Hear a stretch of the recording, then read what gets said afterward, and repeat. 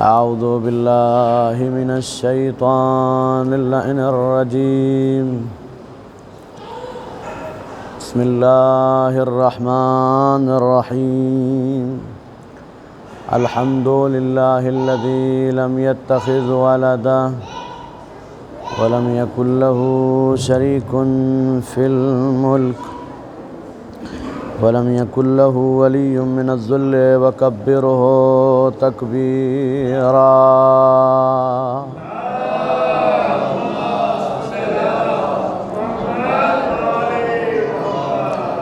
الصلاة والسلام والتحية والإكرام على النبي الأمي الهاشمي القرشي الأبتحي مولانا ومولي الكونين جد الحسن والحسين أبي القاسم محمد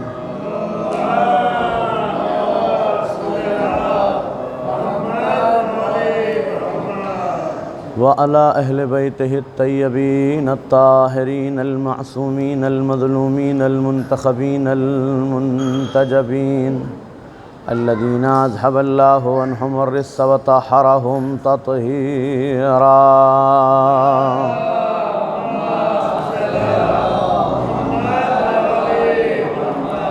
واللعنة الدائمة الباقية الأبدية المغلظة على أعدائهم ومنكر فضائلهم وغاصب حقوقهم أجمعين من يوم عداوتهم إلى قيام يوم الدين. أما بعد فقد قال رسول الله صلى الله عليه وآله من مات ولم يعرف إمام زمانه مات ميتة جاهلية.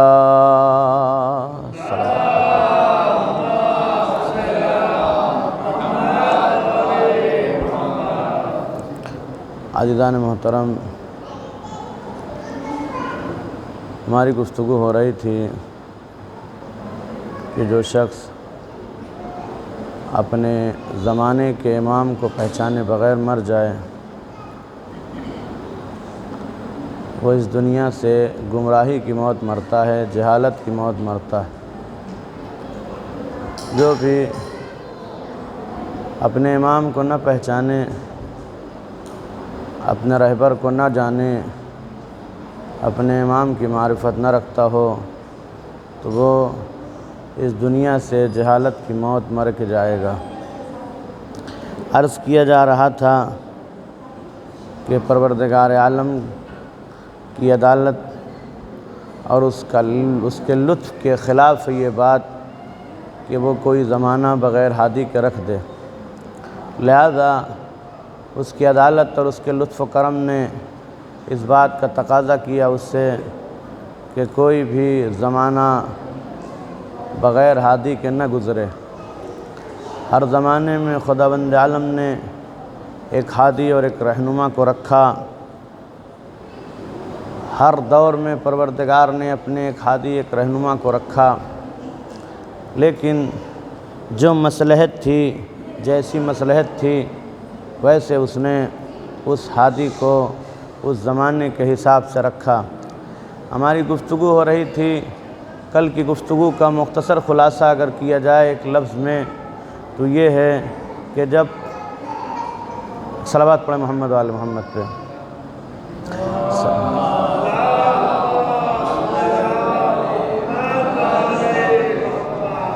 مختصر تعداد ہے اور اوپر سے جو ہے وہ مشکل ہوتی ہے آنے میں. تھوڑا سا اگر غور کریں، صرف 5 دن اور بچے ہوئے ہیں محرم کے، لہٰذا کوشش یہی کریں کہ کھانے کے بعد جو ہے تو پھر مجلس جو ہے مغرب کے فوراً بعد رکھیں تاکہ زیادہ اچھا رہے. پڑھ کے پھر کھا کے گھر چلے جائیں، زیادہ صحیح رہے گا. ایک صلوات پڑھ دیں محمد وآل محمد پہ.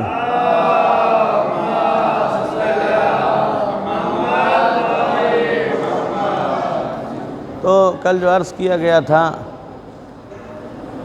حضرت ابراہیم علیہ السلام، حضرت موسیٰ علیہ السلام کے بارے میں عرض کیا گیا تھا.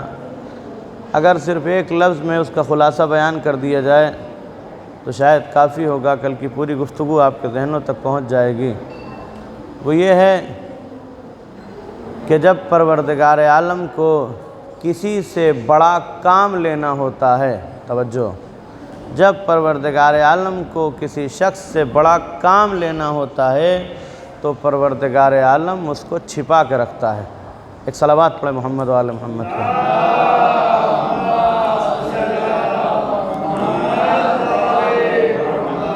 لہذا جب نمرودیت سے پاک کرنا تھا زمین کو تو حضرت ابراہیم کو چھپا کے رکھا، جب فرعونیت سے پاک کرنا تھا زمین کو تو پھر ایسی صورت میں حضرت موسیٰ کو چھپا کے رکھا۔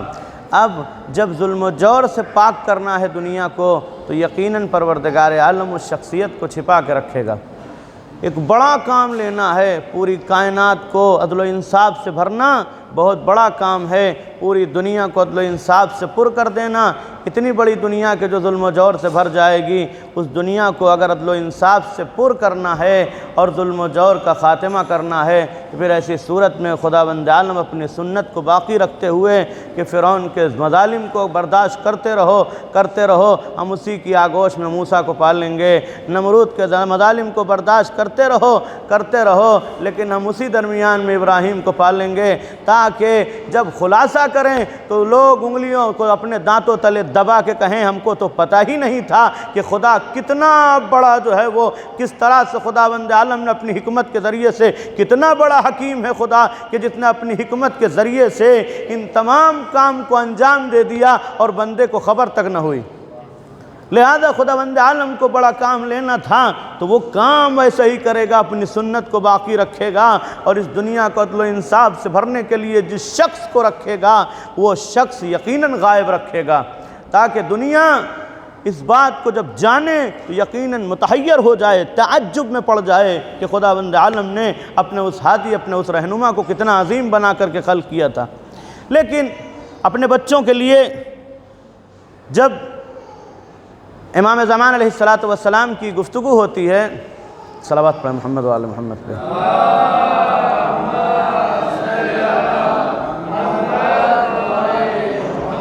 تو چند سوالات ذہن میں آتے ہیں، سب کے ذہن میں آتے ہیں، وہ کسی بھی مسلک کا ہو، کسی بھی مکتب کا ہو، ہر ایک کے ہاں سوال پیدا ہوتے ہیں، امام سے متعلق متعدد سوال پیدا ہوتے ہیں اور متعدد سوالات میں شروعات ہوتی ہے، پیدا ہوئے ہیں کہ نہیں ہوئے ہیں، لیکن چونکہ عرض کر چکے ہیں کل اور پرسوں کی مجلس میں کہ ولادت ہو چکی ہے، تفصیلی گفتگو اس میں نہیں کی گئی لیکن ولادت ہو چکی ہے۔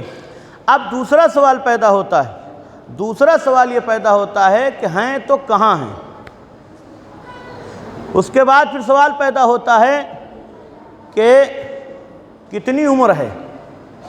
تیسرا سوال پیدا ہوتا ہے کیا کوئی اتنی عمر تک زندہ رہ سکتا ہے؟ سوال پیدا ہوتا ہے کہ نہیں ہوتا ہے؟ سوال ایک ایک پیدا ہوتے چلے جاتے ہیں، اپنے دوسروں کو چھوڑیے جو لوگ ماننے والے ہیں حتیٰ ان کے ذہنوں میں بھی سوال پیدا ہوتے ہیں، لیکن سوال پیدا ہونے کے لیے سوچنا ضروری ہے، سوچنے کے لیے ہم کو پڑھنا ضروری ہے یا سننا ضروری ہے۔ مثلا جب ہمارے پاس ٹائم پڑھنے کا ہے نہ ہمارے پاس ٹائم سننے کا ہے تو سوال پیدا ہی نہیں ہوں گے، وہ تو جب کسی سوال سامنے آ جائے گا تو سوچنے لگیں گے ارے یہ بھی تھا کیا کوئی سوال؟ ہوتا ہے کہ نہیں ہوتا؟ صلوات پڑھیں محمد و آل محمد پہ۔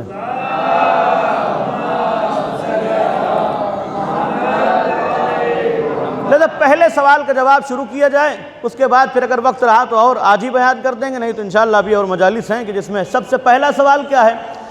یہ مان لیا کہ ہیں، ہمارے عقیدے کے مطابق ہیں، ہمارے عقیدے کے مطابق پیدا ہو چکے ہیں۔ ویسے پوری دنیا میں کسی کا بھی کوئی بھی مسلک کا انسان ہو، مسلمانوں کے کسی بھی مسلک میں حتیٰ غیر مسلم کے ہاں یہ بات مسلم ہے کہ ایک انسان آئے گا کہ جو اس دنیا کو عدل و انصاف سے بھر دے گا۔ وہ تفصیلی گفتگو ہے، اگر وقت ملا اسی اشرے میں تو بیان کرتے رہیں گے کہ یہودیوں کے ہاں کس نام سے جانا جاتا ہے، عیسائیوں کے ہاں کس نام سے جانا جاتا ہے، ہندوؤں کے ہاں کس نام سے جانا جاتا ہے، مسلمانوں کے ہاں کس کس نام سے جانا جاتا ہے، یعنی امام کی شخصیت جو ہے وہ کس عنوان سے پہچانی جاتی ہے کہ یہودیوں اور عیسائیوں اور تمام دنیا کے تمام مکاتب میں، تمام دنیا کے تمام مذاہب میں امام کو کیسے پہچانا جاتا ہے، کس نام سے جانا جاتا ہے۔ لہذا یہ تمام تر چیزیں اس بات کی دلیل ہیں کہ آنے والا ہے، اب ہے، پیدا ہو چکا ہے، پیدا ہوگا، یہ الگ عنوان ہے کہ پیدا ہو چکا ہے کہ پیدا ہوگا، لیکن یہ بات مسلم ہے کہ ہے، توجہ، یہ بات مسلم ہے کہ ہے۔ اب ہے تو سوال کیا پیدا ہوا؟ پہلا سوال یہ ہو رہا ہے کہ ہے تو کہاں ہے؟ وہ کہاں ہے؟ اگر ہے تو کہاں ہے؟ اس میں تین نظریے پائے جاتے ہیں۔ پہلا نظریہ یہ ہے، وہ لوگ کہتے ہیں جو پہلا نظریہ رکھتے ہیں، ان نظریے کے لوگوں کا کہنا ہے کہ امام کی کوئی جگہ معین نہیں ہے، کہاں ہیں یہ کسی کو پتہ نہیں ہے، کس جگہ پہ ہیں، یہاں ہیں کہ وہاں ہیں، کس جگہ ہیں کسی کو پتہ نہیں ہے، پہلا نظریہ۔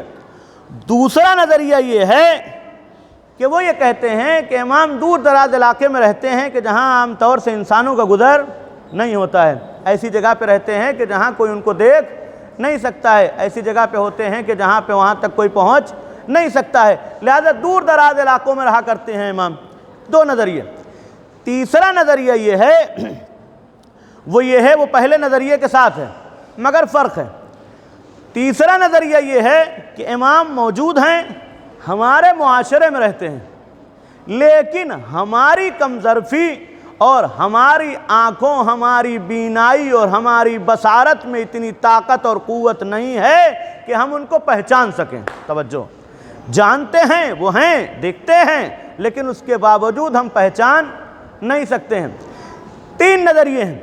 پہلا نظریہ کہیں بھی ہے نہیں پتہ ہے، دوسرا نظریہ دور دراز علاقے میں رہتے ہیں، تیسرا نظریہ یہ ہے کہ رہتے ہیں، ہم دیکھتے بھی ہیں مگر ہم پہچان نہیں سکتے۔ اب یہ دو نظریے کو چھوڑیے، جو تیسرا نظریہ ہے اس پہ گفتگو کی جائے۔ ایک بلند صلوات پڑھ دیجئے تاکہ گفتگو کرنے میں مزہ آئے۔ ایک صلوات پڑھیں محمد والا۔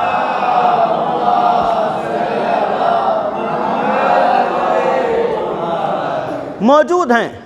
انسان دو طرح سے غائب ہوتا ہے، ایک غیبت شخص ہے، ایک غیبت شخصیت ہے، یعنی شخص موجود ہوتا ہے مگر وہ کیا ہے کسی کو پتہ نہیں ہوتا، کیا ہے یہ پتہ ہے، کون ہے یہ نہیں پتہ ہوتا ہے۔ کیا ہے شخصیت، یعنی غیبت شخصیت کیا ہے یہ پتہ ہے مگر کون ہے وہ یہ نہیں پتہ ہے۔ دو طرح کے لوگ ہوتے ہیں، غیبت شخص اور غیبت شخصیت۔ غیبت شخص کسے کہتے ہیں؟ یعنی اس کا یہ مطلب نہیں ہے کہ اگر وہ غائب ہے تو ہم اس کو مانیں گے نہیں۔ اگر غیبت یعنی شخص موجود ہے، شخص دکھائی نہیں دے رہا ہے، اگر ہماری نظروں کے سامنے نہیں ہے تو ہم اس کو مانیں گے نہیں، اس کو ماننا واجب ہو جائے گا۔ جیسے خداوند عالم غائب ہے، ذات پروردگار غائب ہے، شخص غائب ہے۔ خدا دکھتا ہے کسی کو؟ نہ دکھتا ہے، نہ دکھے گا قیامت تک، نہ قیامت میں دکھے گا، خدا نہیں دکھے، یعنی شخص غائب ہے، لیکن اس کے باوجود ماننا ضروری ہے۔ اس کے ساتھ ساتھ مثلا جنت ہے، جنت دکھتی ہے، جہنم ہے دکھتی ہے، قیامت ہے دکھتی ہے نہیں دکھتی، یعنی وہ چیز غائب ہے مگر اس کے آثار موجود ہیں۔ جہنم بھی ہے، جنت بھی ہے، خدا ہے مگر دکھ نہیں سکتا، خدا غائب ہے، یعنی شخص غائب ہے مگر شخصیت ہمارے پہچان میں آتی ہے۔ لہذا بہت سے ایسے لوگ تھے کہ جنہیں یہ معلوم ہے کہ جنت تو ہے معلوم ہے، جہنم تو ہے معلوم ہے، لیکن اس کے باوجود ایک جملہ کہہ کے توجہ، ایک جملہ کہے کس نے دیکھا ہے ہم کو قبر میں کیا ہوگا، ہم جو کر رہے ہیں ہم کو کرنے دیا جائے، کس نے دیکھا ہے کہ ہم جہنم میں جائیں، کون وہاں ملے گا جنت میں ہے کہ جہنم میں ہے، کون ہم کو دیکھ لے گا۔ اس عقیدے نے بہت سے لوگوں کے اعمال خراب کر دیے کہ کون دیکھے گا وہاں پر۔ اس عقیدے نے بہت بڑا نقصان پیدا کیا۔ جنت کہاں ہے، جہنم ہے، وہ بات کی بات ہے، پہلے سامنے دیکھ لو دنیا میں کیا کرنا ہے، یہ مال ابھی اگر ہم نہیں لوٹیں گے تو پھر بعد میں کوئی اور لے لے گا، وہ تو بات کی بات ہے۔ آپ کو ایک بہت بڑی مثال دے دوں جس سے آپ بات واضح ہو جائے اور بچوں تک ہماری بات بھی پہنچ جائے۔ سب سے بڑا ظالم کون تھا کربلا کے میدان میں، جس کا نام سب سے زیادہ ہے؟ کس کا نام آتا؟ عمر سعد کا۔ بچوں کس کا نام آتا؟ عمر سعد کا۔ عمر سعد کون ہے؟ عمر سعد سے زیادہ شاید کوئی امام حسین کو پہچانتا ہو، امام حسین کی شخصیت سے واقف تھا، امام حسین کو جانتا تھا، امام حسین کے بچپنے تک کو دیکھا تھا اس کو سب پتا تھا کہ رسول اللہ کے نواسے ہیں، اسے یہ بھی پتا تھا کہ رسول اللہ نے ارشاد فرمایا کہ جنت و جہنم جنت کے سردار ہیں اور ان کے بابا جنت و جہنم کے تقسیم کرنے والے ہیں، اس کو سب کچھ پتا تھا، شخصیت معلوم تھی اس کو پتا تھا یہ اہل بیت ہیں، اگر یہ ناراض ہو گئے تو ہماری آخرت دنیا سب بگڑ جائے گی، لیکن اس کے باوجود شہر رے کی حکومت کے چکر میں اس نے کیا کیا؟ شہر رے کیا، آج کا مان لیجئے تہران، شہر رے ایک خوبصورت ملک تھا، ایک خوبصورت شہر تھا جس کی حکومت چاہتا تھا وہ شہر رے کی حکومت کے لیے اس نے کیا کیا، اس حکومت کی ایک شرط رکھی گئی۔ ابن زیاد ملعون نے یزید کی طرف سے ایک شرط رکھی، وہ کیا شرط تھی کہ اگر تم نے حسین کو قتل کر دیا تو تمہیں شہر رے کی حکومت دے دی جائے گی۔ اس شہر رے کی حکومت کے چکر میں اس نے کہا حسین تو ابھی دنیا میں دیکھی جائے، آخرت تو بعد میں دیکھی جائے گی، وہاں کون آئے گا ہم کو دیکھنے کے لیے، ہم جنت میں ہیں جہنم میں ہیں، پہلے جس دنیا میں رہتے اس کا اچھا انتظام کیا جائے، اگر حکومت مل جائے گی تو بہترین زندگی چلے گی، حکومت مل جائے گی تو بہت دولت ہو جائے گی، اور شہر رے کی حکومت مل جائے گی۔ لہذا اس نے اس بات پر عمل کیا کہ حسین کے دشمنوں کے ساتھ کھڑا ہو گیا اور امام کا سب سے بڑا دشمن بنا۔ کون؟ ابن عمر سعد۔ عمر سعد نے امام علیہ السلام کو شہر رے کی حکومت کے چکر میں قتل کیا۔ جب صبح عاشور سے لے کر کے عصر عاشور تک جنگ ہوئی اور عصر عاشور زہرا کا لال شہادت کے جام کو نوش فرما کر کے اس دنیا سے رخصت ہو گیا تو اس نے تیز رفتار سواری لی، ایک تیز رفتار گھوڑا کون؟ عمر سعد لے کر کے کربلا سے کوفہ کی جانب بڑھا اور بہت تیز چلتے ہوئے دوڑتے ہوئے اپنے آپ کو کوفہ پہنچایا، اور کوفہ پہنچانے کے بعد اس نے ابن زیاد کے دربار میں آ کے کہا ابن زیاد میں نے تیرا کام کر دیا، میں نے حسین جیسی شخصیت کو، رسول اللہ کے نواسے کو، فاطمہ کے لخت جگر کو قتل کر دیا ہے، لا میرا انعام دے دے، وہ حکومت رے جتنا تو نے وعدہ کیا تھا مجھے دے دے۔ اس نے کہا کہ تم سست آدمی ہو، تمہارے سامنے حسین 2 محرم کو آ چکے تھے، تم نے 8 دن تک سستی دکھائی، 8 دن کے بعد حسین کو کیوں قتل کیا؟ جب تم اتنے سست ہو تم حکومت کیا سنبھالو گے؟ توجہ، تم حکومت کیا سنبھالو گے؟ اس نے کہا کوئی حکومت نہیں ملے گی۔ اب آپ نے سمجھا اہل بیت کی دشمنی نے دنیا بھی چھین لی، آخرت بھی چھین لی۔ ایک صلوات پڑھیں محمد وآل محمد پہ۔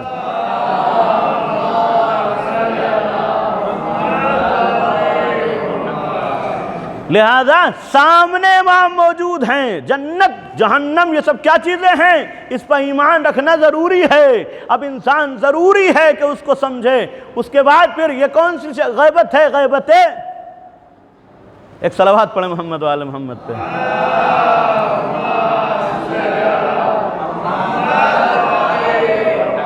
شخص ہے، شخصیت غائب ہے، پہلی چیز ہے غیبت کی۔ دوسری چیز کیا ہے؟ غیبت شخصیت ہے، شخص موجود ہے سامنے لیکن اس کے باوجود ہم اس کی شخصیت سے واقف نہیں ہیں۔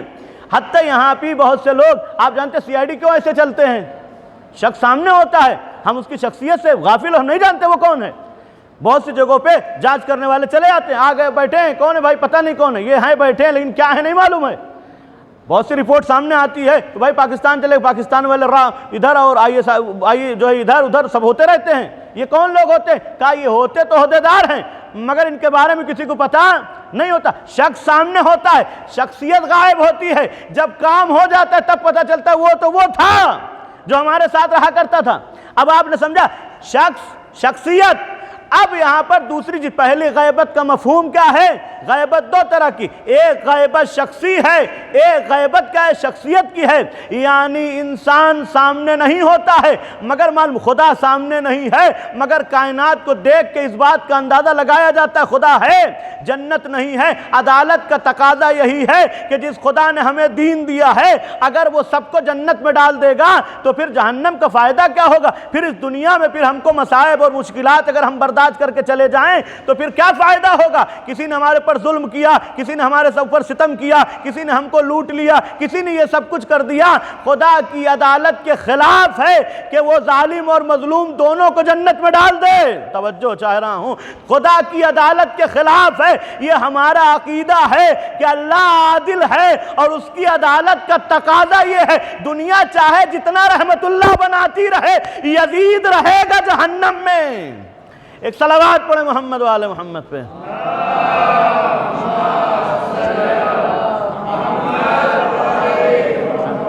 لہذا شخص اور شخصیت کیا چیز ہے؟ اب شخصیت کی مثال آپ کو دے دیں تاکہ بات واضح ہو جائے ہمارے بچوں کے لیے۔ شخصیت غائب ہے، شخص حاضر ہے مگر شخصیت غائب ہے۔ پہلی مثال آپ نے دیکھا ہوگا، جلدی سمجھ میں آئے گی۔ پہلی مثال حضرت یوسف علیہ السلام، یہ کون ہیں؟ اللہ کے نبی ہیں، جناب یعقوب کے بیٹے ہیں۔ لیکن کیا ہوا ان کے ساتھ؟ پورا قصہ جب آپ سنیں اور پڑھیں، دیکھا ہے آپ نے تو وہ زیادہ یاد ہو جاتا ہے، کوئی چیز اگر دیکھی جائے تو وہ جلدی سے یاد ہو جاتی ہے۔ تو کیا ہوا؟ دیکھا، آپ نے فلم دیکھی ہوگی پوری۔ حضرت یوسف اپنے باپ سے جدا ہوئے، جدا ہونے کے بعد کنویں میں ڈالے گئے، کنویں سے نکالے گئے، نکال کے مصر کے بازار تک پہنچ گئے اور بیچ دیا۔ کس نے بیچا؟ مالک بن دینار نے بیچ دیا، بک گئے حضرت یوسف۔ بکنے کے بعد توجہ، بکنے کے بعد حضرت یوسف جب بک گئے تو مالک واپس آئے۔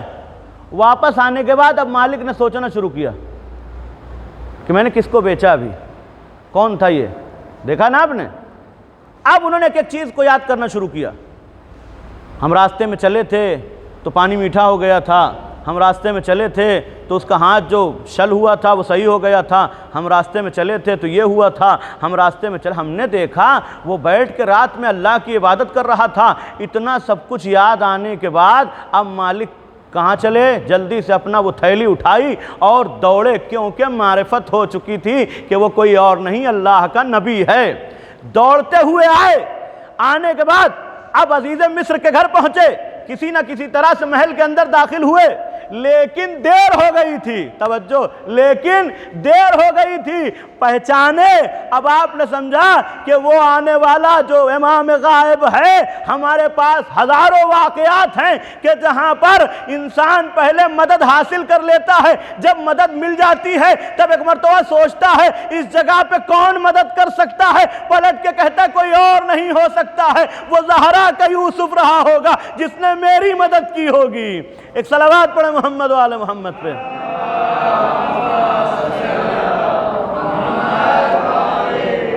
لذا انہوں نے تو پہچان لیا، توجہ، انہوں نے تو پہچان لیا، لیکن اب کیا ہو رہا ہے؟ حضرت یوسف کے پورے واقعات، سب واقعات ہونے کے بعد اب کیا بنے؟ وہ عزیز مصر ہو گئے، مصر کے بادشاہ۔ کون؟ حضرت یوسف۔ ادھر سے پورا قافلہ چلا کنعان کا، جب وہ قحط پڑا اور قحط میں مشکل پیدا ہوئی اور ان کو کھانے کے لیے کچھ نہ ملا تو پتہ چلا کہ مصر میں عزیز مصر جو ہے وہ گندم جو ہے وہ لوگوں کو دے رہے ہیں، بیچ رہے ہیں، چلو ہم وہاں سے خرید کے لاتے ہیں۔ حضرت یعقوب علیہ السلام کی اولاد چلی وہاں سے، یہاں آنے کے بعد توجہ، یہاں آنے کے بعد انہوں نے حضرت یوسف سے ملاقات کی، ملاقات بھی ہو گئی، دعوت بھی ہوئی، حضرت یوسف نے سب کو پہچانا بھی، سب کو سامنے بیٹھالا بھی، کھانا کھلانے کے بعد واپس کیا، تمہارا ایک بھائی ہے اس کو اگلی مرتبہ لے کر کے آنا۔ سارا مال جو انہوں نے خریدا تھا اور پیسہ دیا تھا وہ پیسہ واپس کر دیا، واپس کرنے کے بعد پلٹایا کہ جاؤ چلے جاؤ۔ واپس جب انہوں نے اپنا سامان کھولا تو دیکھا وہ مل گیا جو پیسہ دیا تھا، وہ سارے سکے واپس ہو چکے تھے۔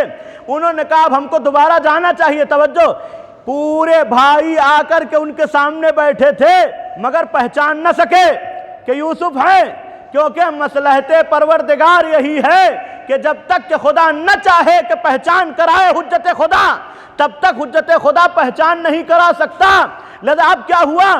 انہوں نے دوبارہ جب واپس ہوئے، دوبارہ آنے کے بعد وہاں پہنچے، اور پہنچنے کے بعد جب پھر یہاں پہنچنے کے بعد حضرت یوسف نے اپنا تعارف کرایا۔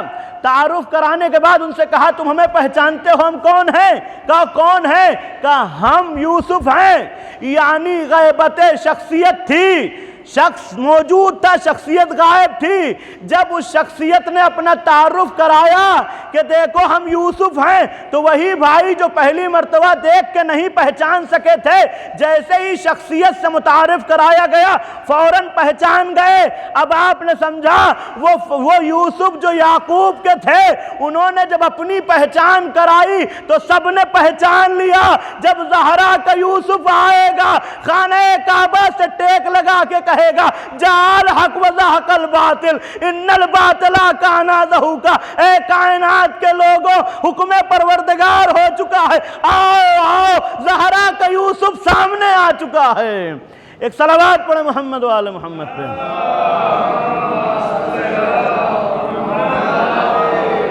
جب پہلی شخصیت کیا ہے؟ غیبت شخصیت ہے، یعنی شخص سامنے ہے مگر شخصیت اوجھل ہے، نگاہوں کے سامنے شخصیت نہیں ہے۔ دوسری مثال، یہ پہلی مثال قرآن مجید کی، دوسری مثال اس سے اور قریب ہو جائیں، وہ کون سی ہے؟ حضرت محمد مصطفیٰ صلی اللہ علیہ وآلہ وسلم۔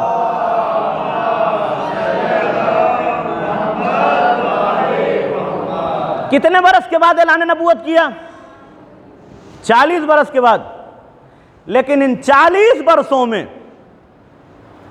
شخصیت غائب تھی، شخص موجود تھا، لوگ جانتے تھے یہ کون ہے، یہ عبداللہ کے بیٹے ہیں، عبد المطلب کے پوتے ہیں، ابو طالب کے بھتیجے ہیں، لوگ اس سے جانتے تھے، مگر یہ نہیں جانتے تھے کہ رسول اللہ ہیں یہ، کیونکہ شخصیت غائب تھی، شخصیت نہیں پتہ تھی. لیکن جب 40 برس کے بعد اپنی شخصیت کا اعلان کیا، اپنی شخصیت کو پہچانوایا، تو لوگوں نے پہچان لیا کہ یہ کون ہے. جب اپنی شخصیت کا اعلان کیا، چونکہ جیسی مصلحت پروردگار کی، توجہ، جیسی مصلحت پروردگار کی ہوتی ہے ویسے اپنی شخصیت کو ظاہر کرتا ہے نبی. اب اس کے مصلحت یہ ہے کہ گہوارے میں اپنی شخصیت کو ظاہر کرے تو عیسیٰ گہوارے میں کریں گے، اور اگر اس کی مصلحت یہ ہے کہ پیغمبر میرا حبیب 40 کے بعد اپنی اعلان نبوت کرے تو اپنی شخصیت کا اظہار 40 کے بعد کریں گے. لیکن اس کا یہ ہرگز مطلب نہیں ہے کہ ان ایام میں کہ جس میں ابھی اعلان نبوت نہیں ہوا ہے وہ کوئی پہچاننے نہ پائے. نہیں، جس کو خدا چاہتا ہے وہ پہچان لیتا ہے. دونوں کی شخصیت کا، حضرت یوسف کی شخصیت غائب، حضرت رسول اکرم کی شخصیت غائب، لیکن ایک بات کامن ہے، ان کو بھی پہچانا تھا مالک بن دینار نے. کس سے؟ علامتوں کے ذریعے سے پہچانا، اور پہچاننے کے بعد سمجھ گئے کہ اللہ کا نبی ہے. اب رسول اکرم ابھی 40 برس کے نہیں ہوئے ہیں، 40 برس کے بعد اعلان کریں گے. مگر ہم نے جب تاریخ کو نکالنا شروع کیا اور تاریخ میں تلاش کرنا شروع کیا تو ہمیں کم سے کم 2 شخصیتیں نظر آئیں کہ جنہوں نے پیغمبر کو اعلان نبوت سے پہلے پہچان رکھا تھا. توجہ چاہ رہا ہوں، دونوں نے کون ہے؟ سب سے پہلی شخصیت جسے حضرت ابو طالب کہتے ہیں، سب سے پہلی شخصیت کہ جسے حضرت ابو طالب کہتے ہیں، کہ جس نے پیغمبر اکرم کو پہچانا تھا. دلیل ہے تاریخ میں. آپ اٹھا کر کے تاریخ کو دیکھ لیں، تاریخ کو چھوڑیں، پھر میں حوالہ دوں گا. آپ یوٹیوب پہ سرچ کریں، گوگل پہ سرچ کریں، مگر گوگل والوں نے ایک کام بہت گڑبڑ کیا. جتنے لوگ آپ کو گوگل پہ ملیں گے اس میں ایک بہت غلط کام کیا ہے. توجہ، انہوں نے کچھ چیزیں کاٹ دی ہیں، پوری پیش نہیں کی ہیں، کیونکہ گوگل سے ہر عام انسان جڑا ہوا ہے، لہذا بہت سی چیزیں انہوں نے کاٹ دی.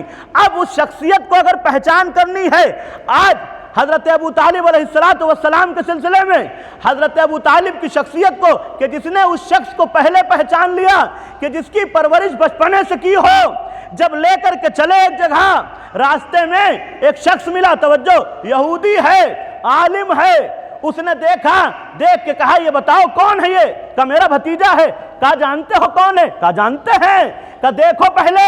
کہا کیا دیکھیں؟ کہا اوپر دیکھو، جہاں جہاں یہ جاتا ہے تمہارے ساتھ بادل اس کے اوپر سایہ کیے ہوئے ہے. تمہیں پتہ نہیں ہے یہ شخصیت ایسی جب اپنی شخصیت کا اعلان کرے گی، اپنی نبوت کا اعلان کرنے والا ہے یہ. کہا اچھا. اب آپ سوچئے بچپنے میں وہ یہودی دیکھ کے پہچان لے تو وہ چچا کہ جو خود بچپنے سے لے کے جوانی تک پالے. ایک صلوات پڑھو محمد والے محمد پہ.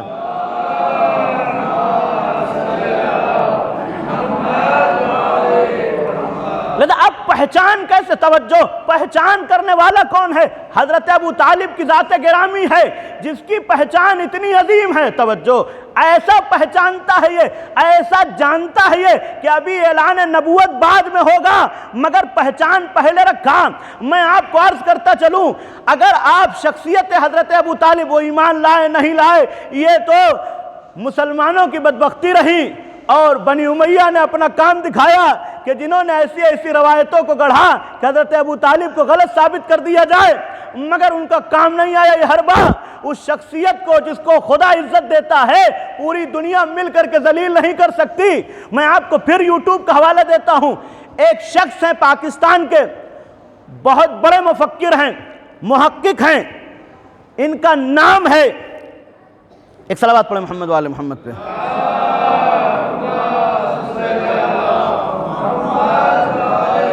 ان کا نام ہے ڈاکٹر صداقت علی فریدی.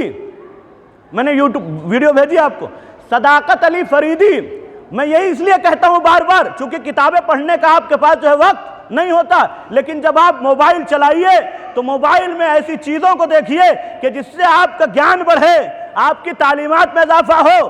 لہذا ڈاکٹر صداقت علی فریدی کو آپ سنیے. آپ واقعی، میں یہ چیلنج صرف آپ کو دعوت فکر نہیں دے رہا ہوں بلکہ جہاں جہاں میری آواز جا رہی ہے ہر ایک کو دعوت فکر دے رہا ہوں کہ ان کو سنیں. صداقت علی فریدی کو سننے کے بعد میرا ایک چیلنج ہے، سننے کے بعد اگر شیعہ نہ ہو تو وہ بھی نہیں رہے گا جو ہے. ایک صلوات پڑھیں محمد و آل محمد پہ.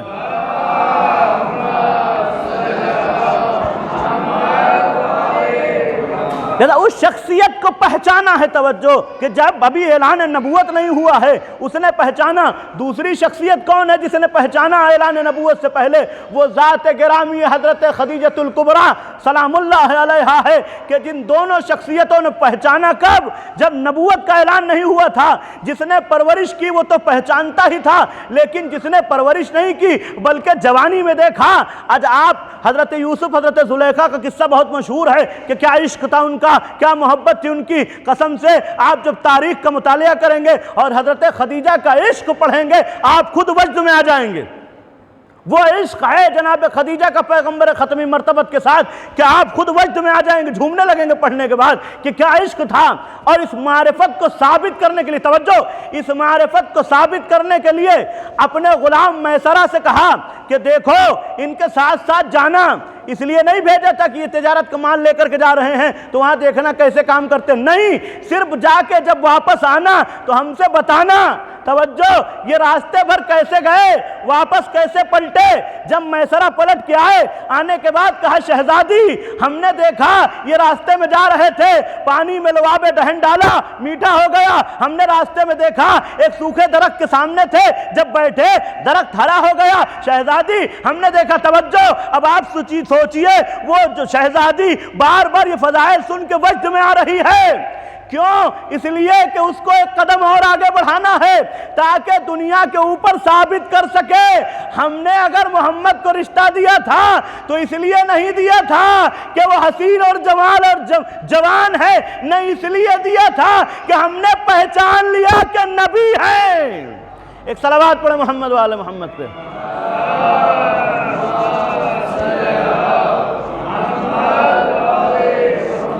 لہذا کیا ہوا؟ انہوں نے پہچانا. اس کے بعد پھر عقد ہوا. توجہ چاہ رہا ہوں، عقد ہوا. نکاح کس نے پڑھا؟ حضرت ابو طالب نے. یہیں سے تھوڑی سی چوری شروع ہوئی ہے. سب سے پہلا خطبہ، آپ جب کتابیں سرچ کریں گے انٹرنیٹ پہ تو خطبہ نہیں ملے گا، اور اگر ملے گا بھی تو درمیان سے ملے گا، شروع سے نہیں ملے گا. یہ بدبختی کی ہے لکھنے والوں نے. یا تو خطبہ نہیں ملے گا یا ملے گا، آپ گوگل سرچ کریں، یا ملے گا تو درمیان سے ملے گا اور اس کے پہلے سے نہیں ملے گا. کیوں؟ کیونکہ سب سے پہلا جملہ جو استعمال کیا خطبے میں، الحمدللہ الذی جعلنا من ذریت ابراہیم و اسماعیل.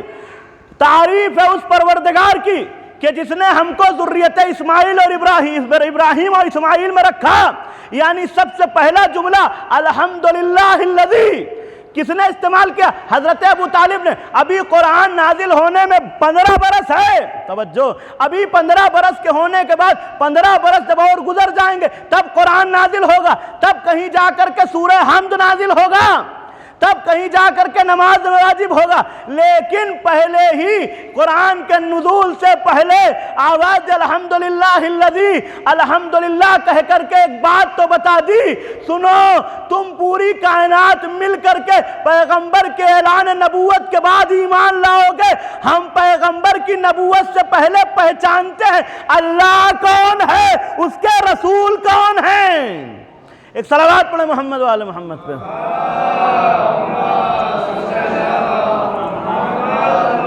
یہ پہلا جملہ الحمدللہ الذی، پروردگار عالم نے ایک حکمت رکھی، آواز دی. بعض مسلک میں بسم اللہ جو ہے وہ نماز میں ایک بار ہے، یہ بسم اللہ نہیں ہے. مسلک میں وہ اپنے اپنے عقیدے اور اپنے اپنے مسائل ہیں، جہاں بسم اللہ ہے نہیں ہے اس کی ایک بحث ہے، مسئلہ اس کا نہیں ہے. لیکن ایک بات طے ہے کہ پوری دنیا میں جتنے لوگ نماز پڑھتے ہیں بسم اللہ پڑھی جائے یا نہ پڑھی جائے، الحمدللہ بغیر پڑھے نماز نہ ہوگی. توجہ، الحمدللہ بغیر پڑھے نماز نہ ہوگی۔ ایک بات خدا نے طے کر دی قیامت تک کے لیے، تم بسم اللہ پڑھو نہ پڑھو الحمدللہ پڑھنا پڑے گا۔ جب جب الحمدللہ کہو گے محمد کا نکاح خواہ یاد آتا رہے گا۔ ایک صلوات پڑھے محمد والے محمد پہ۔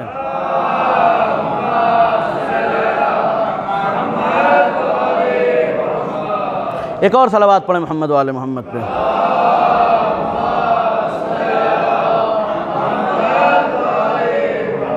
جناب یہ شخصیت ہے، عظیم شخصیت ہے، اور اس کے ایمان پہ بحث کرتے ہیں۔ آپ جب ان کو سنیں گے صداقت علی کو تو آپ کو سمجھ میں آئے گا اس کے ایمان پہ نہیں، اس کی شخصیت پہ بحث ہونا چاہیے۔ کون ہے یہ، کیا شخصیت تھی یہ؟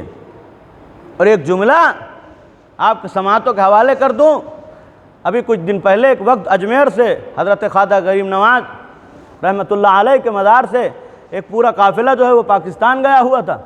وہاں پہ جو ہے وہ تقریر ہو رہی تھی، اور اس بزم میں وہاں کے خادم نے تقریر شروع کی۔ تقریر شروع کرنے کے بعد ایک جملہ کہا، توجہ، کہا کہ آج سے پہلے یعنی پچھلے زمانے میں، اصحاب کے زمانے میں، رسول اللہ کے زمانے میں صحابی کیا کرتے تھے؟ وہ یہ کرتے تھے کہ اگر پہچاننا ہوتا تھا کہ مومن ہے کہ منافق ہے تو وہ تذکرہ کرتے تھے کس کا؟ یا علی تم سے صرف مومن محبت کرے گا، تم سے صرف کون بغض رکھے گا؟ منافق بغض رکھے گا۔ کہا اصحاب کا طریقہ یہ ہوتا تھا کہ جب وہ پتہ لگانا چاہتے تھے کہ جس بزم میں ہم بیٹھے اس میں مومن کتنے ہیں منافق کتنے ہیں، تو علی ابن ابی طالب کا تذکرہ شروع کر دیتے تھے۔ وہیں سے پتہ چل جاتا تھا کہ مومن کون کون ہے، یعنی علی کے تذکرے سے جب منہ بننے اور بگڑنے لگتا تھا تو معلوم ہو جاتا تھا کہ منافق ہے۔ لہٰذا انہوں نے کہا یہ زمانہ بدل چکا ہے۔ اس زمانے میں لوگ کہا کرتے تھے کہ علی کے ذکر سے پتہ چلتا ہے کہ منافق کون ہے مومن کون ہے۔ کہ اب زمانہ آگے بڑھ چکا ہے، ہر آدمی دعویٰ کرتا ہم بھی تو محبت کرتے ہیں، ہم بھی تو محبت کرتے ہیں، ہم بھی تو محبت کرتے ہیں۔ اجمیر کے خادموں نے کہا آواز دی کہ آج کے زمانے میں پتہ لگانا ہے کہ مومن کون ہے منافق کون ہے، تو وہاں پر یہ نہیں کہنا علی کا تذکرہ نہیں کرنا ہے، علی کے باپ کا تذکرہ کرنا ہے، پتہ چل جائے گا مومن کون ہے منافق کون ہے۔ ایک صلوات پڑھے محمد والے محمد پہ۔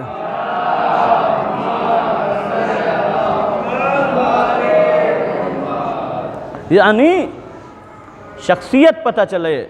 لذا اپنی بات کو آج پوری کر دوں، سمیٹ دوں، اپنی بات کو مکمل کر دوں کہ غیبت دو طرح کی، ایک شخص ہے، ایک شخصیت کی غیبت ہے۔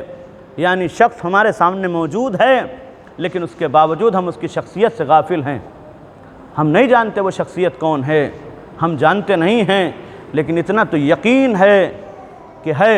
اگر نہ ہوتا تو پیغمبر کہہ رہے ہیں لولا الحجہ لساخت الارض باہلہا، اگر حجت خدا نہ ہو زمین پر تو زمین اپنے اہل کے ساتھ دھنس جائے، ختم ہو جائے، تباہ ہو جائے۔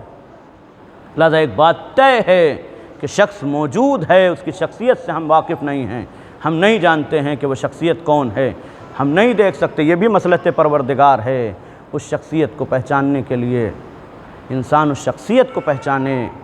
کبھی کبھی امام سامنے ہوتا ہے نہیں پہچان سکتے، اس کی سب سے بڑی مثال کربلا ہے کہ جہاں امام موجود ہیں لیکن اس کے باوجود دیکھنے والے جو جانتے تھے وہ شہر رے کی حکومت کے لیے نہیں پہچان سکے۔ آج 5 محرم ہو گئی، ختم ہو رہا ہے محرم، امام کو نہیں پہچانا لوگوں نے۔ کیوں نہیں پہچانا؟ کہا تمہارے پیٹ مال حرام سے بھرے ہوئے ہیں، تم حسین کو نہیں پہچان سکتے۔ عزاداروں 5 محرم ہے، آج عام طور سے تذکرہ 2 شہزادوں کا ہوتا ہے، اون و محمد کا تذکرہ ہوتا ہے۔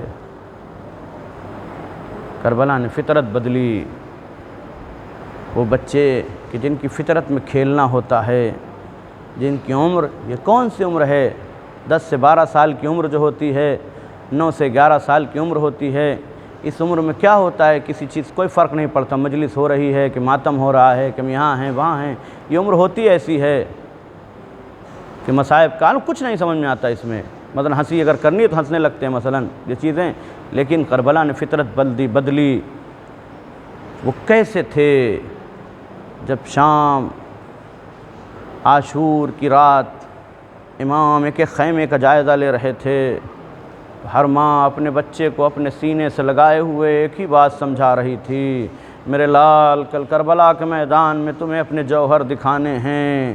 امام آگے بڑھتے چلے جا رہے تھے، اس خیمے میں پہنچے کہ جہاں اپنے 2 بچوں کو لے کر کے ایک ماں اپنے زانوں پہ دونوں کے سروں کو رکھ کے گیسوؤں میں انگلیاں پھرا پھرا کے ایک بات کہہ رہی تھی، اون محمد دیکھو تم سے پہلے اکبر نہ جانے پائیں، اون محمد تم سے پہلے قاسم نہ جانے پائیں۔ اے میرے لال مجھے پتا ہے تم جعفر کے پوتے ہو، تم علی کے نواسے ہو، میرے لال جب میدان کربلا میں جانا اپنی تلوار کا زور ایسا دکھانا کہ تم کو نہ بتانا پڑے کہ تم کون ہو، تم یہ نہ بتاؤ کون ہو بلکہ فوجیں کہیں کہ تم کون ہو، فوجیں پہچان لیں کہ تم کون ہو۔ عزاداروں ماں نے سمجھا دیا، صبح عاشور نمودار ہو گئی۔ جب نمودار ہو چکی ہے صبح عاشور، یہ قافلہ جب مدینے سے چلا تھا تو اس وقت جب بی بی